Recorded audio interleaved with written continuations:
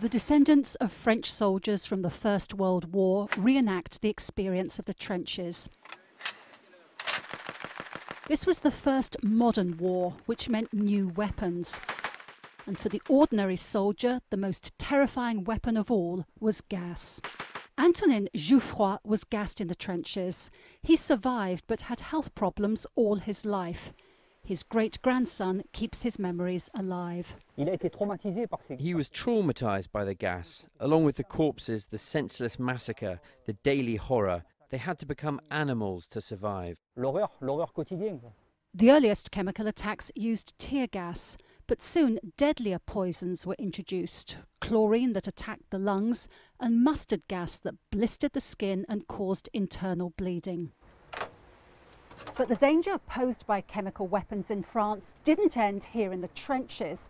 Nearly 100 years after the First World War, shells full of mustard gas are still being discovered in the countryside, and as yet the facilities don't exist to make them safe. So France is left with a stockpile of chemical weapons retrieved from the old battlefields.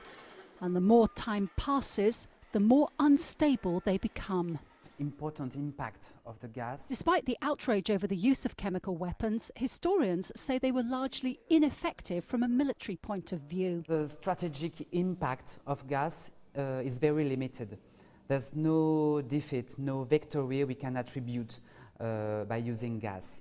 But in fact, the most important is the psychological impact for the soldiers. France hopes to be able to start dismantling these aging weapons in 2015, a century after they were produced, which puts into perspective the modern-day task of trying to destroy Syria's chemical stockpile. The agreement between the United States and Russia claimed to achieve the complete destruction of the Syrian chemical warfare arsenal in 10 to 12 months, for me, is unrealistic.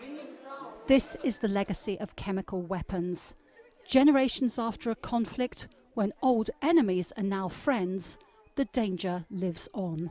Jacky, Rowland, Al Jazeera, Northern France.